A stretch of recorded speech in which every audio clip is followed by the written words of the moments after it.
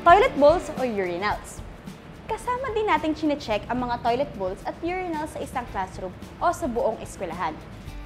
Tandaan, ang binibilang natin dito ay mga inidoro at urinal, hindi ang mga palikuran o comfort rooms.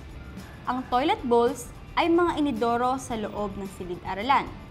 Samantala, ang toilet bowls outside the classrooms ay mga inidoro sa labas ng silid-aralan. Parehong tukuyin kung ito ba ay ginagamit lamang ng mga estudyante, ng kawani o pareho.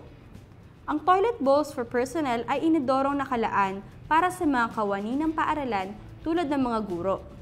Samantala, ang toilet bowls for pupils or students ay mga inidoro na nakalaan para sa mga mag-aaral. Tandaan, kung ito ay parehong ginagamit ng mga kawani at mga mag-aaral, ito ay dapat mapabilang sa toilet bowls for pupils or students. Sunod alamin kung ito ba ay para sa babae, para sa lalaki o pareho. Bilangin din ang urinal, trough o multiple urinals. Ang pang-isahang urinal ay dinesenyo para sa isang tao.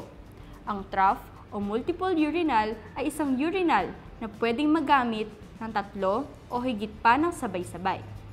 Tandaan, sa trough o multiple urinal, bilangin lamang ang structure, hindi ang bilang ng mga mag-aaral na pwedeng gumamit nito. Tukuyin pareho kung ito ba ay ginagamit lamang ng mga estudyante, kawani o pareho. Kung ito ay parehong ginagamit ng mga kawani at mag-aaral, ito ay isama sa ginagamit ng mga mag-aaral.